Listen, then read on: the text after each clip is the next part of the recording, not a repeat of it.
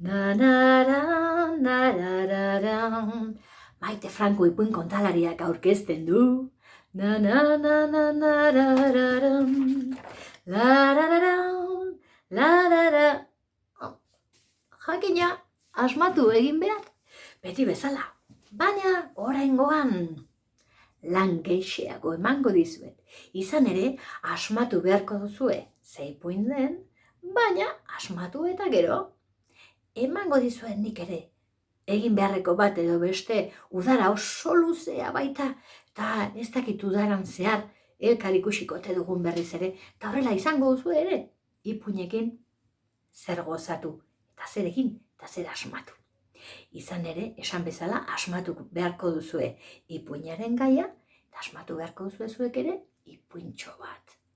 Baina hori, geroko guz dezagun. Eta gainera horretarako, kontatuko dizuet gauza bat.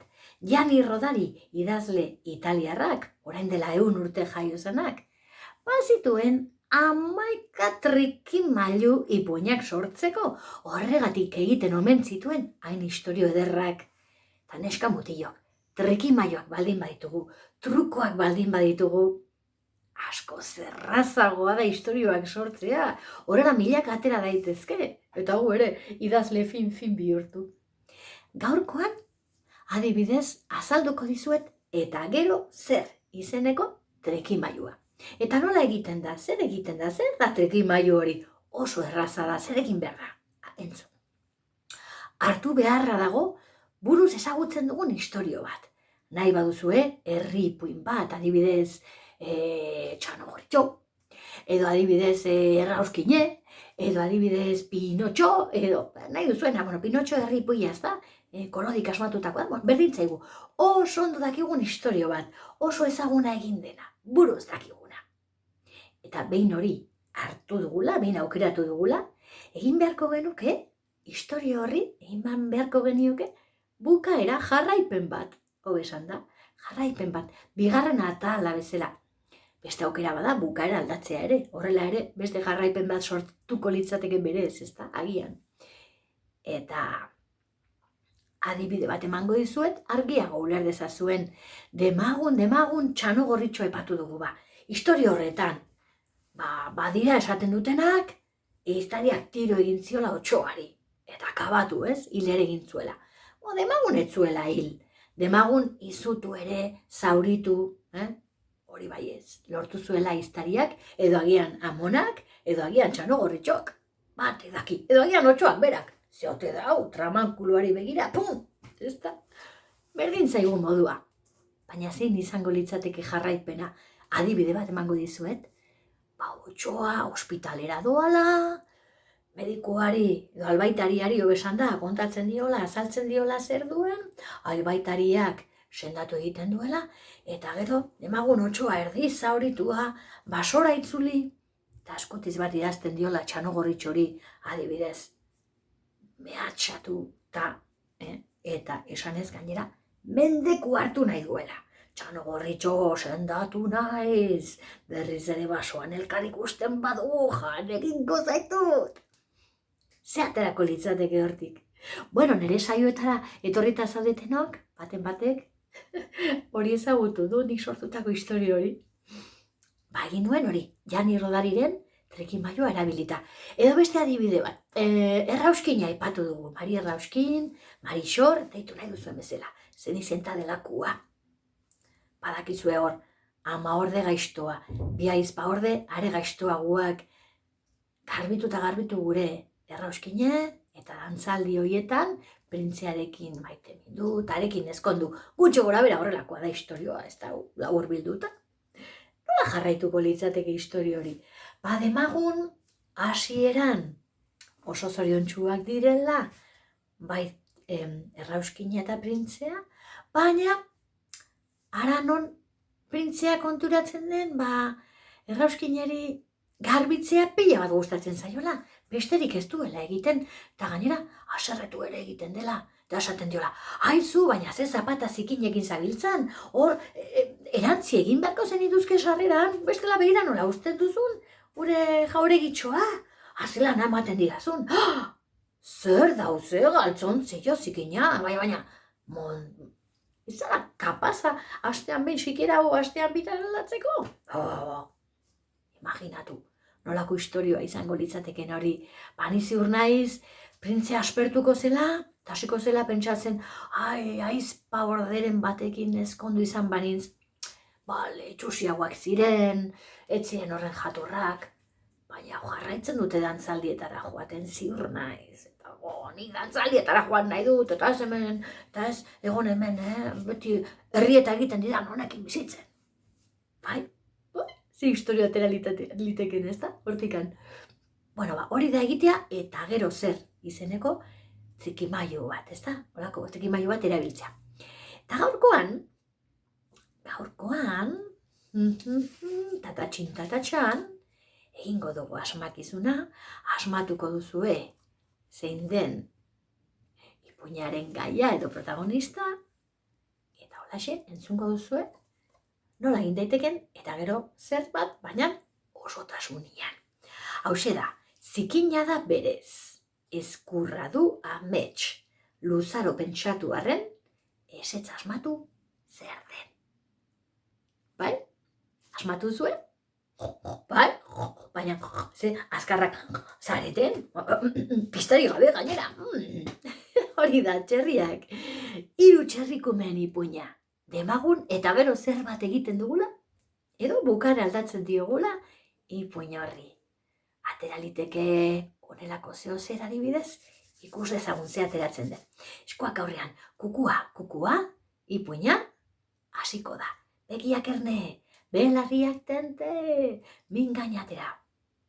Eta zuloan gorde, txutxu, piu! Ni kontarita zuek, entzule! Neska mutilok, ondo dakizue nola bukatu zen 3 txerrikumeen ipuia, ezta? Baina, pixkat, bukaeraren hasieran geratzen bagara alegia. Badakizue, hori biliziren, txerrikumeak korrika eta korrika, izan ere otsoak bota zuen lastozko etxea, bota zuen egurrezko etxea, baina adreiluzko etxea lortu zuen botatzea. Ez, hor geratuko gara, eta hor hasiko da gure ipuina. Pazen behin otsoa adreiluzko etxeko atian, antxe, putz eta putz, putz eta putz, putz eta putz. 3 txerrikumeak beldurtuta zeuden, zarrenak esaten ziren, lasai, aspertuko da, alde egingo du, joan egingo da. Baina ez, otsoak ez zuen alde egiteko inungo asmorik, hor jarraitzen zuen, orduak eta orduak, putz eta putz, putz eta putz, putz eta putz. Hasieran, bazirudien luze joko zuela, eta egon beste remediorik ez zutela izango. Eta horta sinestuta, beldurtzen jarraitzen zuten, jarraitu zuten, triste ere, halako batean konturatu ziren, orduan, ezin izango gara berriz ere kalera atera jolastera. Ezin izango ditugu gure lagunak ikusi. Eta eskolara ezin izango gara joan. Zer egingo dugu, 3 hemen sartuta, zer egingo dugu. Halako batean, txerri zaharrenak azkarrena bera baitzen, hauxe esan zien, anai, esan zien. Ara, baliteke hemen denbora asko pasa behar izatea. Baina horrek ez du esan nahi, ez triste, ez haserre, egon behar dugunik. Saiatuko gara, ondo egoten, eta egoera gogor honetan, honetatik zerbait hon ateratzen, ikusiko zuen. Eta lako batean, han atera zuen kajoitik kometa ondi bat anai zaharrenak, txerrikume zaharrenak. Ireki zuen atea, eta jakinan zen otsoa, eta kometa hura dantzatu egin zuen, gizu puz, otxoko, eta jolasten aspertu zenean, pum, atea itxi, anai ertaina eta txikia, pozez oratzen zeuden, zeideia ona, zerbait aterako dugu hemendik, zerbait ona aterako dugu hemendik. Biharramunean, arropa garbitzea tokatzen zitzaien, eta normalean, txerrikume ertainak egiten zuen. Antxe egin zuen garbiketa, eta arropa lehortzen jarri behar zuenean, pentsatu zuen. dakit zer egin azkarrago lehortzeko. Ireki zuen etxeko atean, eta putz eta putz gure otxoak noski. Bertan jarri zuen tenderetia. Segi putz egiten, segi, gero arte. Ordu betean arropa lehorra zegoen. Hala, egun haietako batean, txerrikume txikiaren urte betetzea iritsi zen. Eta gure tikian zegoen, jota, nire urte betetzean, ez da inorretoriko, eta hemen ospatu beharko dut. Eta gaina, badut arazo bat, eta ezin ditut kandelak itzali. Eta, podak itxarekin. Prestatu zuten, antxetarta, txerrikume txikiak ireki zuen atea. Kandelak piztuta, egitzu putz, nik ezin dut eta otxoaren putzarekin, kandelak itzali. Ara, baina gero animatuago zeuden. Horregatik, anaizarenak zera pentsatu zuen. Aizue anaiok, eta aprobetxatzen badugu otxoaren putza hau errota bat jartzeko. Horrela izango dugu, garia txikitzeko eta irina egiteko modua. Ze ideia ona! Antxe, eraiki zuten errota, eta otxoaren putzarekin errota mugitu, eta garia txikitu, eta antxe irina barra lortu zuten. Eta seguro horregatik ibili zirela, horrelako jolasak egiten, zuek ibili zareten bezala ziur naiz. Eta otxoak hor jarraitzen zuen, putz eta putz. Baina gure irutxeko txerrikumian gerota, animatuago. Ta pentsatu, anaizarenak berriz. Aizue, hau sekulako energia da, sekulako indarra da, otxo honen putza, benetan izugarria da. Zergatik ez dugu parke eoliko bat jartzen. Zer da hori parke alkoholiko ez? Parke eoliko bat. Zuek badakizue? Oso gauza arrunta da, mendietan jartzen dituzte honelako errota modernoak, haizeak mugiarazten dituena, eta argindarra, elektrizidadia ekoizten dutena, egiten dutena, sortzen dutena, bai? Eta horixe jarri zuten, parke eoliko bat enkargatu zuten. Eta antxe jarri zieten, halako batean, etxeko argindarra askoz ere potentiagoa zen eta gainera ekologikoa. Bueno, pozez txoratzen zeuden etxean itxita, bai, itxialdian, baina pozik. Eta orduan, egun batez, irratian zuten ari zirela, irutxerrikumek entzun zuten, gu ere, gizakiok, itxialdian ginela. Ez presiso otxoan antxe ate joka edo putz eta putz zebilelako. Baizik eta dakizuen bezala, koronavirus izeneko xamorra hori izan dugulako gure artean. Eta ikusi zuten, eta entzun zuten, umeak eta ze triste zeuden, ze gaizki pasatzen ari ziren. Eta orduan, badakizu ez ere egin zuten? Ara, zaharrenak berriz, eskutitz bat idatzi zuen. Eta nori bidali? Kontalari bati. Nik behintzen jaso nuen. Eta nola bidali zidan? Oso errez. Bukatu idazten, itxi sobria, ireki atea, eta otxoak putz eta putz, lau haizetara bidali, eta ni neu jaso. Eta nahi duzue jakin, eskutitz horretan, anaizarrenak zeidatziote zuen. Buruz ez dakidan arren, onelako zeo zer zioen.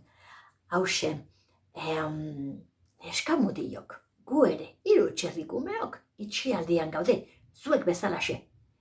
Jakizue, zaudeten bitartean gauza hon asko egin ditzakezuela. Eta guk ere jakin nahiko genuke, zertan pasadu zuen denbora, eta nola egin diozuen aurre izan duzuen otxo arraro hori.